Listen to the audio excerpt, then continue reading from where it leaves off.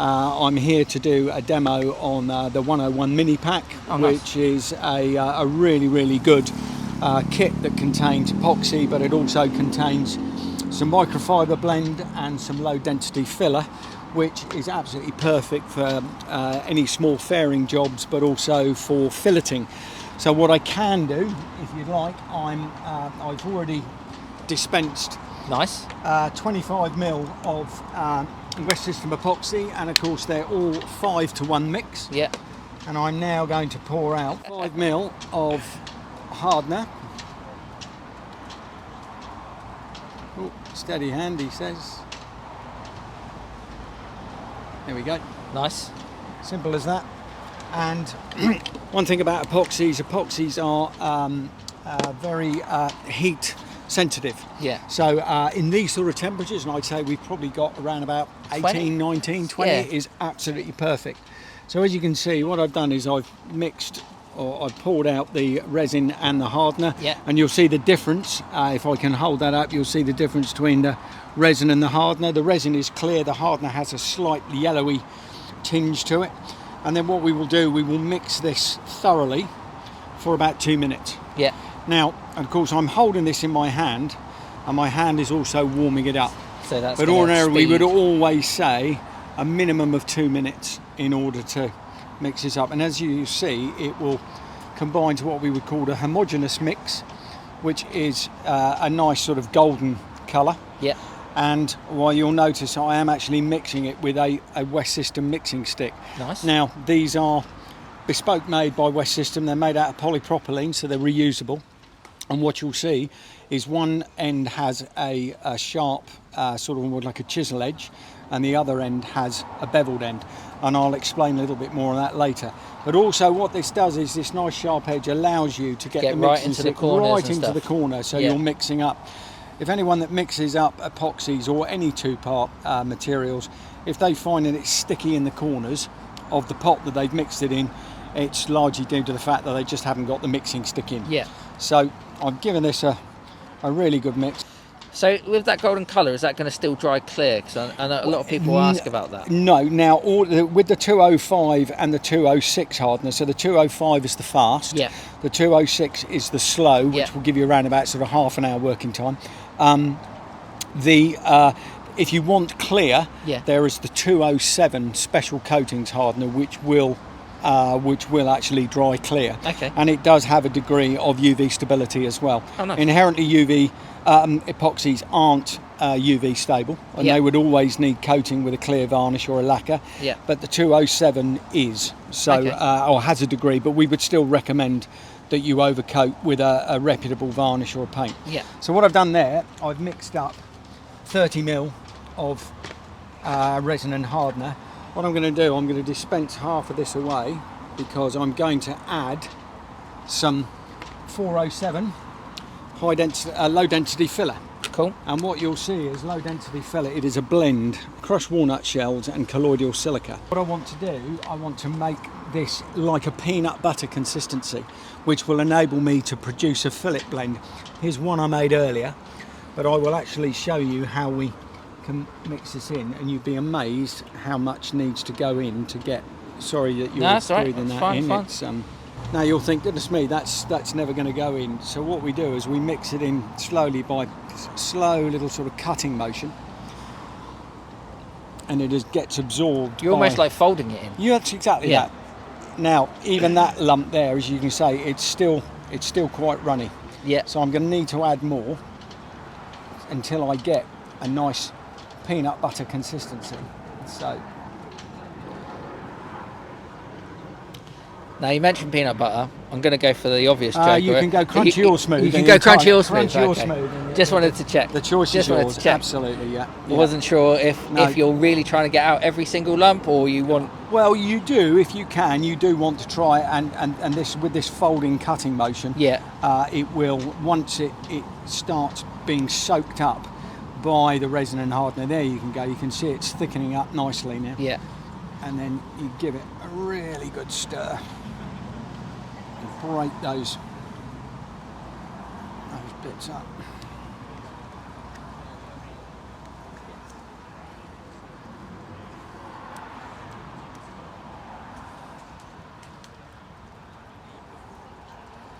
And of course, all the while I'm holding it in my warm hand, Yeah. it is Curing quicker and doing everything else. giving it a little bit warm. So we just need to be mindful. You've got roughly about 15 minutes working time. Because it's a combination of a chemical cure and a temperature cure. It's exothermic cure. Now with also this, I'm going to do a little bit of two-step bonding. What I'm going to do, I'm going to prime the area that I'm going to apply the fillet blend with the resin and hardener mix. Yeah. So what I'm going to do, I'm going to make a fillet blend in here, and I'm just going to paint this on so it wicks into the timber. Okay. And it aids adhesion. Yeah. And these glue sticks come with the 101 mini pack. Yeah. So we prime the area. Okay. So we've now got resin and hardener. So we've got an epoxy mix there wicking in to the timber. Now, if you can imagine, if this were in a dinghy or anywhere where if you wanted to strengthen that with glass fibre, a right angle is really, really difficult to bond. You get air entrapment, it's very, very difficult. So what we're going to do, we're going to make a fillet blend, which is rather like a cove, like you would see on your ceilings or as you see sometimes in bathrooms. Yeah. Now, how we do this is simply, we spoon out again, and now what I'm doing is I'm now going to use the beveled edge. So what I'm going to do is I'm going to spoon this in.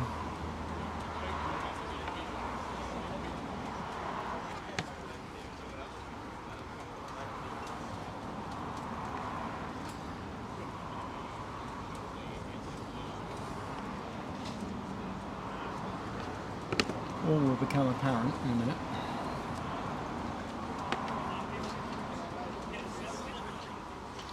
Now, the reason you have a nice beveled edge, that round corner, is in order to get a nice smooth, you go in at almost at 45 degrees. Yeah. Oh, perfect. Yeah, look at that. And so you have a nice beveled edge. Now then, of course, with your chisel edge, You can get off any excess and anything you else. simply clean that up. So it's like a 3-in-1 tool. It's mixing stick, absolutely bevel. brilliant, absolutely brilliant. And they are, because they're polypropylene, Yeah. when the epoxy dries, Yeah. it can be broken off and used again. So you don't need to clean it with like acetone or No, anything like that. You not just at wait all. for it to You dry and just crumble it off. Just let it go on, let it go off, and then you can snap it clear and use again. So that's what I'll do later on. Now, so what we have here, so there you have is what's called a fillet. So that will allow that if you want to put glass fibre over the top of that, you can do that with. There's no right angles where you've got air entrapment. Yeah. Now what I can do on this one that I did earlier, I can wet this area out. Yeah. And then I can apply some glass fibre. Yeah. So what I'm going to use again, I'm just going to two-step bond this again. So I'm just going to put some resin and epoxy mix on the fillet blend.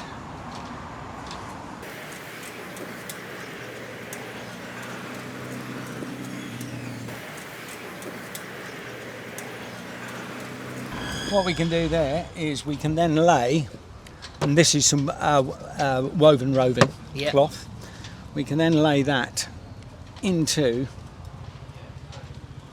the joint. Okay, and already you'll see that it's already starting to wick in. Yeah. Okay. Now we can aid that with the use of the glue brush. Just about again going over the Just top. Again going over the top with a stipple motion, driving any air out of the joint.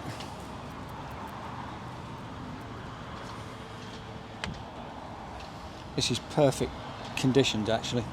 18-20 degrees, absolutely wonderful. T-shirt weather is ideal epoxy weather. Yeah, but you don't want to be doing it like 25 plus. No, absolutely not. No, you don't want to be doing it where it's too hot because you're fighting the time. I've seen a few videos of people on like boat builders and stuff being abroad, being places like Italy and stuff like that, and almost having to wait until the evening. That's because right. Daytime heat, Well, or like 5 o'clock in the morning. Yeah, because... you're better doing anything that on a rising temperature as opposed to a falling temperature, because a falling temperature, of course, you start having a dew point, which of course adds additional moisture into the air and will have an effect on the surface. What it'll do, it'll leave moisture on the surface.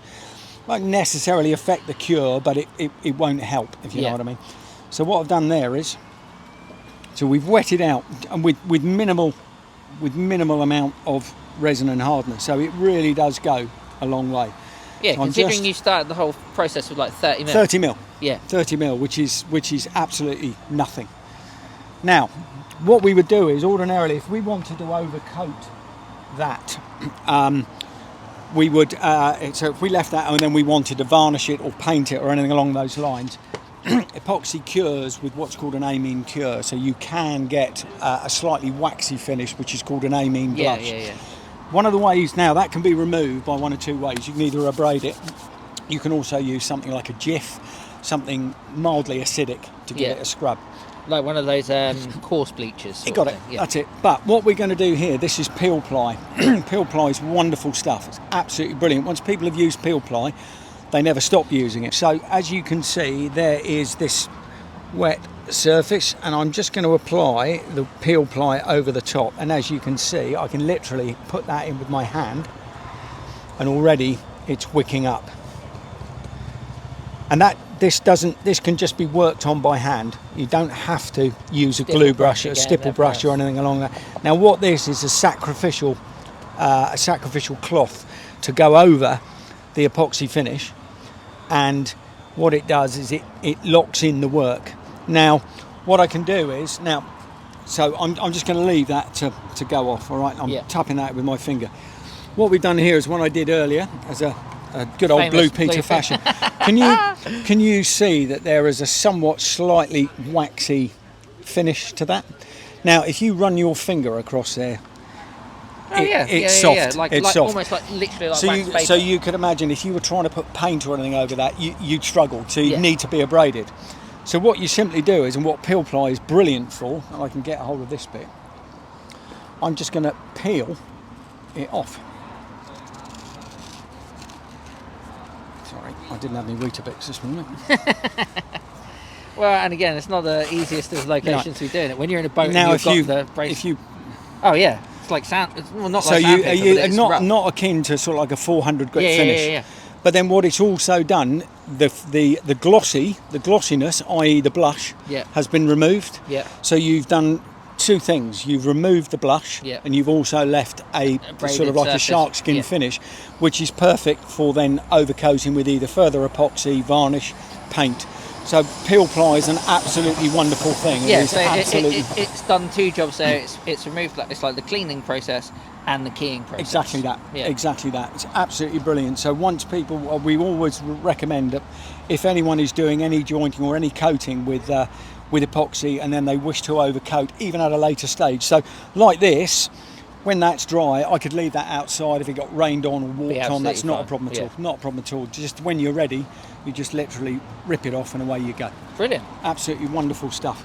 West System, the superb range of epoxies, started in wooden ice racing canoes in the lakes of America, and they needed a really, really strong waterproof glue. And that's where it started. And two very, very clever gentlemen, the Goujon brothers in the United States, started it, and it's just gone from strength to strength. And it is a wonderful product, incredibly strong, waterproof, and ballistically strong, brilliant for any repairs on any boat, and particularly good for below waterline. Brilliant.